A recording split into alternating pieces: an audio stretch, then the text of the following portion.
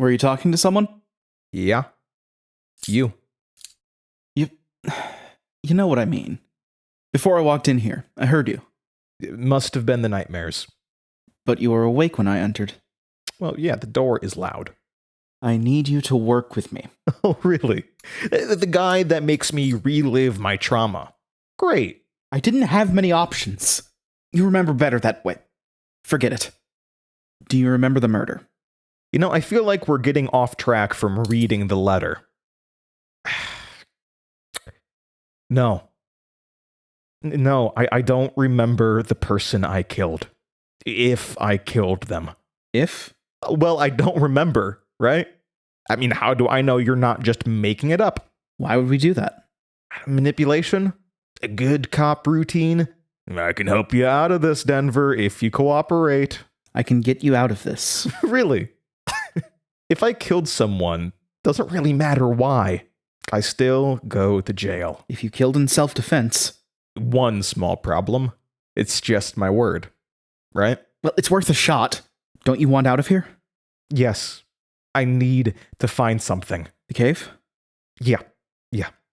Then you need to remember why you killed him. It's the only way I can buy us time. There are patterns here that the others can't see. You want answers. So do I. Unfortunately, we have to work together. Trust me, I don't enjoy going down the rabbit hole of your experiences, but it's the best we got. You're taking a lot of risks with me, Philip. Why? What happened to you? What? Something terrible happened to you in the past. And I think that's why you're invested. Because you know there's something out there. The others don't want to believe. Okay, so what happened? Time to read the letter. Right. Okay. When did she send this, anyway? We haven't opened it. Really? Hard to believe. A little. All right. Oh, this is a lot of pages. Okay. What? She had another vision. Great.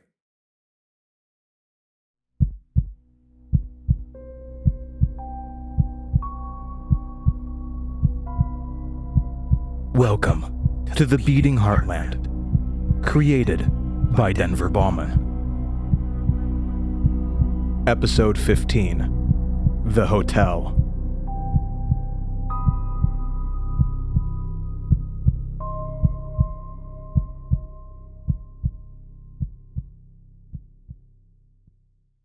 Dear Denver, I hope this letter finds you. I don't know where you are. I kept calling your place, but you never answered. I know the letter in the tree upset you. Reasonably so, but I hope you know you can always talk to me, even when I don't talk back. It's been a while since you've sent a letter back to me. I shouldn't let your absence matter. You're just a patient, but you're also my friend, against my better judgment. Sorry, that came out wrong.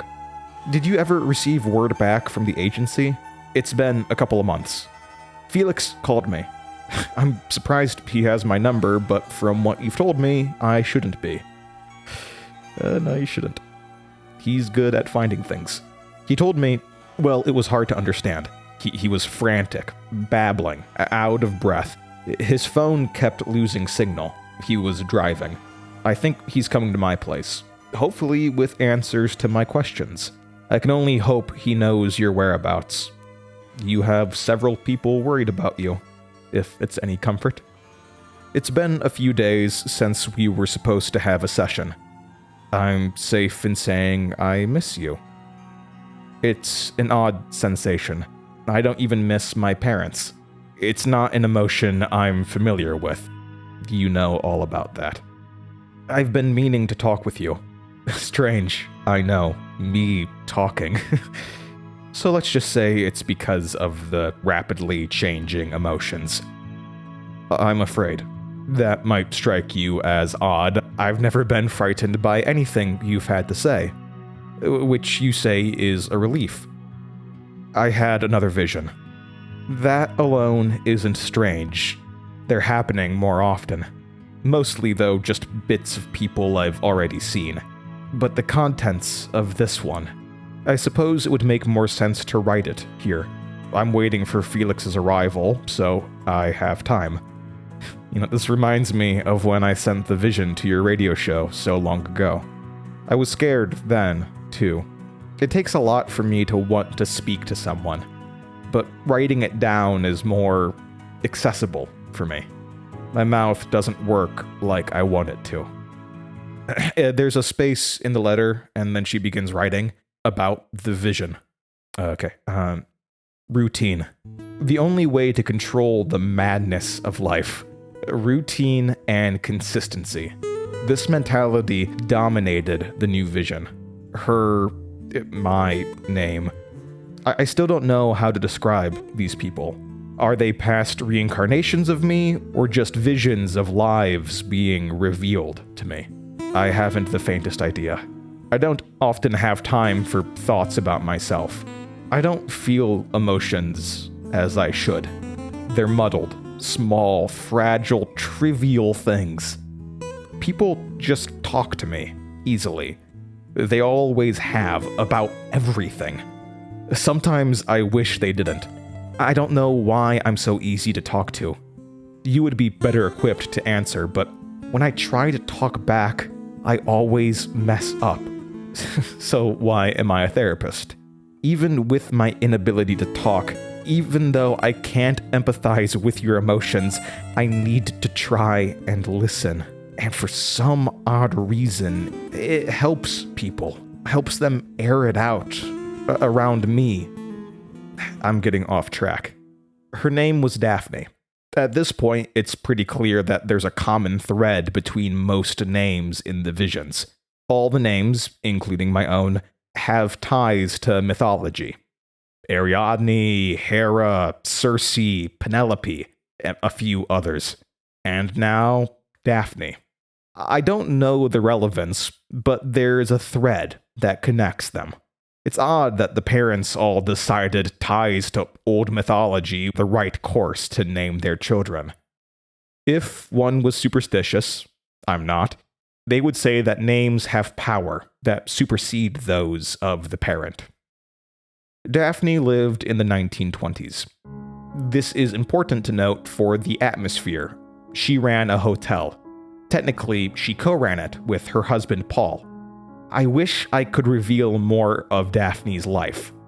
This vision is odd for multiple reasons.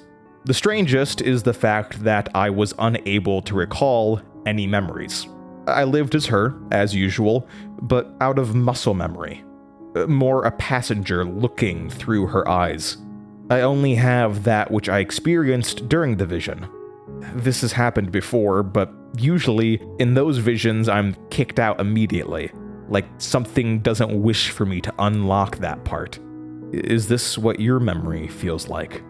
If so, it's frustrating. But while I cannot search her mind, I can still piece together some things. As I said, it was the 1920s, and the hotel was in Chicago. Chicago in the 1920s is exactly how you might imagine. It's busy, raucous, and bursting with life and death. The Roaring Twenties is an apt name for the thunderous noise that rang through the cracks in the hotel walls, both from the noise outside and the patrons. If Ariadne was running the hotel, I would have curled up in a fetal position, paralyzed by the noise and people. But this was Daphne. She loved it, craved the noise and lights. They were part of the routine. Though most people assumed Paul was the prominent owner, Daphne was really the one in charge. She liked power, but she didn't want people to know it. Much easier to hide your influence in the noise and chaos. The hotel had been open for about 10 years. She could not have been more than 30, so she must have started when she was young. I felt pride in my accomplishments with the hotel. It was almost always fully occupied, thanks in no small part to my unique talents. She was good at getting people to do things, and I would soon learn why. Anyway, routine and consistency. She had a schedule, a way to take control of each day. Some might call it monotonous, but to Daphne, it was freeing. She was in control. 5 a.m., open the hotel. It was locked from 1 a.m. to 5 a.m. This confused many patrons, but Paul always explained it was for their safety. It's harder to rob when you can't get into the building. There were other reasons, of course. Daphne smiled.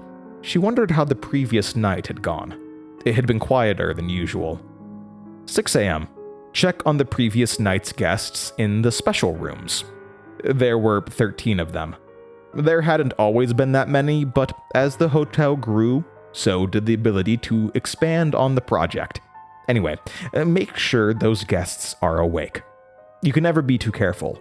I knocked on each door and listened. Noise. Good. I lingered at a few of the doors. The feeling of fear from inside was intoxicating, but I quickly muffled it. Day was the time for calm submissiveness, not fear, giving it away to the useless air. 8 a.m. If there is anyone who isn't up and about in the special rooms, make sure to dispose of them in the proper, organized fashion. Had to make sure the room was spotless for the next guests who would arrive. The last room I checked had a problem. There was no noise from inside. Mr. Williams had been old, and I should have known it would prove to be an issue. No matter, I quickly began the work of placing Mr. Williams in a laundry bag and taking him to the basement. His face was still contorted in fear from the previous night. I should really tell it to be easier on the war veterans. 9 a.m.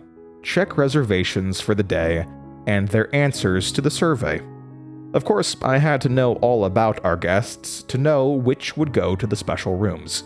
Most guests were confused by the survey, and many objected to the more sensitive questions. What is your greatest fear? What do you most regret?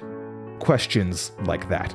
So I always made sure to be around to help smooth over any worries. I was good at that. Didn't even have to say anything. They just needed to look into my eyes, and the worries would just melt away. The previous day, Mr. Williams had seemed like a suitable candidate. War veterans always did. Unfortunately, he left out his heart condition on the survey. If he had said he would still be alive. Oh well, that's why we had the cremation room in the basement. Thank you, Dr. Hugo Erickson. 10 to 12, check up on the guests. Talk with them. Listen to their stories. Get them to spill their secrets. Often the most fun part of the day. I loved their slacked jaw expression whenever I picked their brain. 12 p.m. Lunch. This, of course, was taken in private in one of the special rooms. The energy still flowed inside them, making lunch much more enjoyable.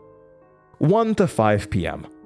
Clean, check on guests, and do any of the menial tasks that distract from the, they are coming today. It's time to collect. I snapped out of the reverie of going over the routine in my head. I'd been busy mopping the dance hall. Paul, my husband, stood in front of me, eyes filled with characteristic worry and idiocy. I finally registered what he'd said. Would it hurt them to give a schedule of their arrival? I guess they just did. Should you really be questioning? You're right, Paul. I should be happy. It's the routine. Well, it's what the routine is for, isn't it? I glared and felt the energy drain around me. Paul's eyes dazed, jaw slackened. He sometimes got quippy, even though he knew I was really in charge. Nothing a slight alteration couldn't fix. Daphne, was good at alteration. She was able to alter an entire hotel into gentle forgetfulness when necessary. She often bragged about this, but I don't know to whom. I'll go get the room and its occupant ready for, their arrival. Paul said vaguely. There were a couple guests around. I could have made them forget, but that was just extra work. An excellent idea, I said. Paul walked away to room 13, as was routine whenever they arrived. I wish they would just give us a name to use. It would make things less confusing. I often called them Elliot, but they despised any form of personification. I continued to work, this time with an anxious reluctance, waiting for the change in schedule to arrive.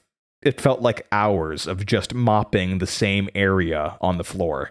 I was trying to peer into Daphne's mind, trying to understand what was going on and why she was this way. Nothing. I wasn't allowed in. They arrived an hour later. I'm not sure what I was expecting, but it wasn't the formally dressed man I saw in front of me. Or was it a woman? No, it was an old man. A young lady. A young boy with scroungy red hair. A blonde-haired beauty. It kept shifting. My perception of it changing. But piercing through the changes, I felt the red eyes staring into my soul. Daphne was very familiar with this figure. "Is my room prepared?" asked with one voice and every voice. I can't even be sure I saw the lips move. Everything about this thing was a kaleidoscope of identity and perception. I don't have the words for what the sensation was like. Yes, indeed. Right on schedule, I might add. If you would be so kind, we don't get news here often of what the others are up to. They stared at me, with the blue, black, brown, glowing red eyes. It frowned. "You forget so often. A flaw. Yeah, it's nice to have you again. Hopefully, this will be a pattern. I doubt it. We need to find the one who did this to you. I've been too lenient." I just nodded, not sure how to respond. They hadn't answered my question, but Daphne knew not to ask again. There was a force of dread that followed the being as they walked away. Every guest seemed to scream out in terror as they passed, and then stop, continuing with whatever mundane activity they were doing. A woman screaming the name of her child, an anguished scream that pierced through the halls. Then, "Oh, by the way, Johnny just started kindergarten." Daphne just smiled. There was a routine for when they arrived as well. Of course there was. They would enter room 13. Daphne had chosen the room back when they first built the hotel. It was funny. What room more appropriate for the terror that would ensue than the one deemed unlucky by history, folklore, and superstition? Paul waited inside the room, sitting on a chair. The monster inside had finished transferring all the information to him. He was practically marinated in the essence. The being preferred drinking off humans for the feast. Room 13's walls were extra thick, so Paul's screams were muffled. I pressed my ear against the door, savoring the excruciating pain. I imagined them standing over Paul as they drank in the fear of countless hotel patrons, all of them smothered on Paul. I smiled. It had been this way for 10 years. I was proud when I first suggested the hotel. A perfect way to draw people in and feed on the fear of the weak-minded. I stepped away from the door as the being exited. They glanced at me and smiled. "We will miss you. Your success will be noted. I do apologize for the sight in there. I got carried away." They placed a hand on my cheek. "Good job." "Thank you, Father," I said with pride. And they left. Confused, I entered the room. The monster was nowhere in sight. It always shrunk into the shadows whenever Father was around. In the middle of the room was the body of Paul, mangled and bent, his face contorted in the most extreme fear I'd seen. I sighed. Time to grab another laundry bag. Great. Routine. 6 p.m. Dinner, often paired with an excellent red wine. 7 p.m. through 11 p.m.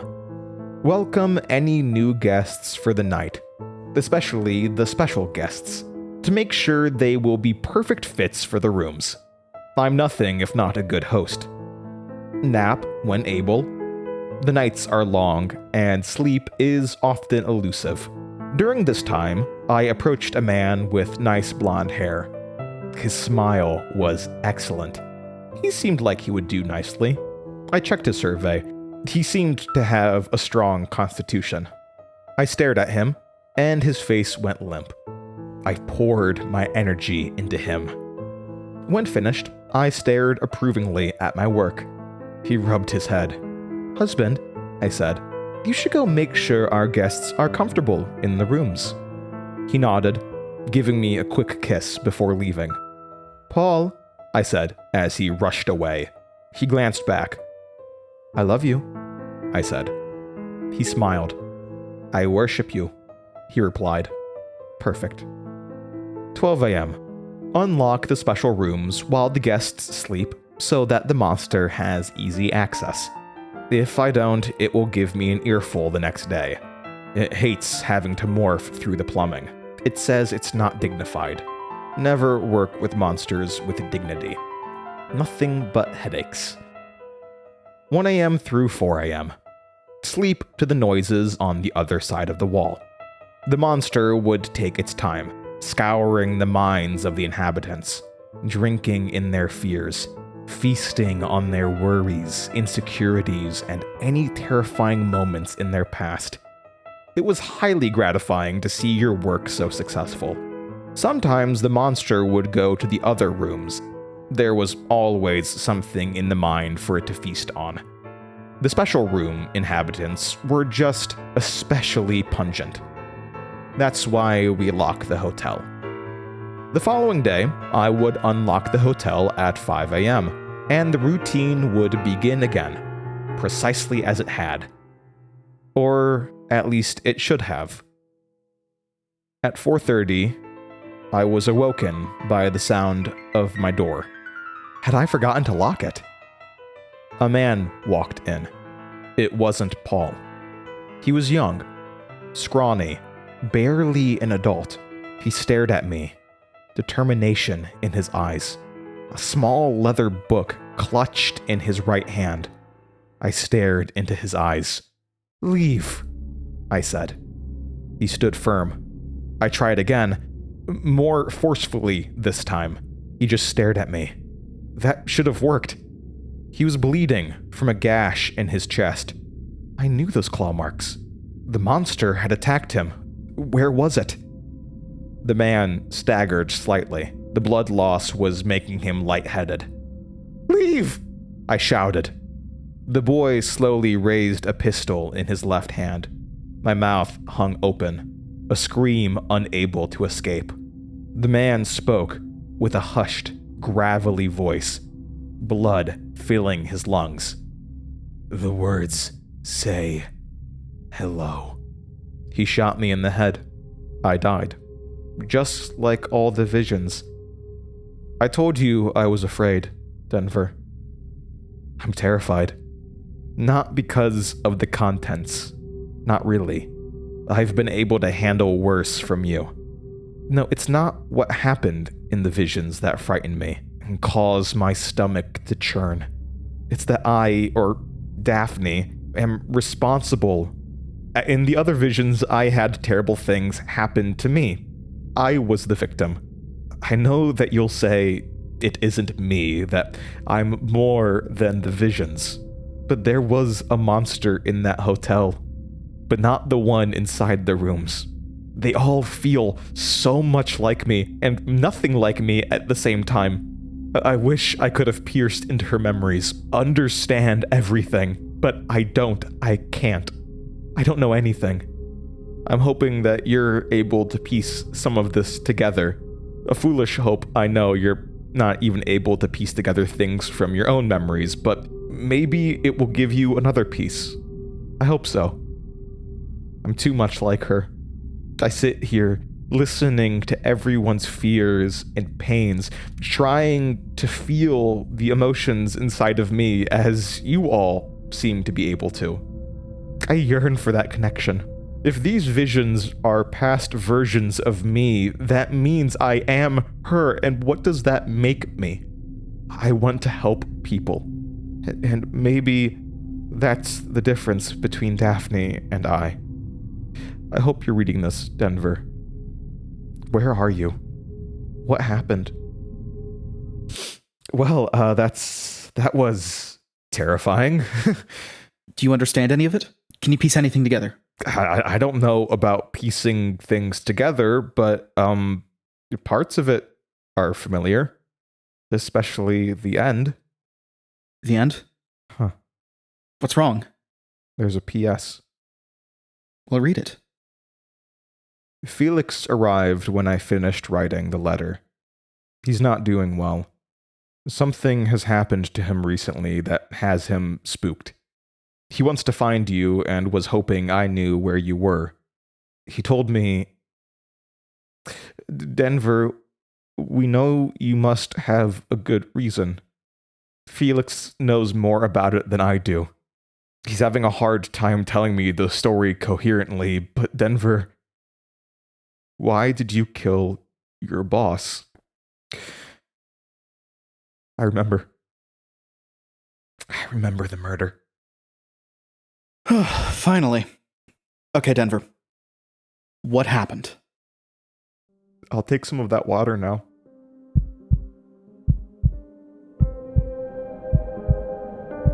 The Beating Heartland was written and performed by Denver Baughman. If you enjoyed the show, please rate and review us on whatever streaming platform you are using. Follow us online at The Beating Heartland. Thank you for listening.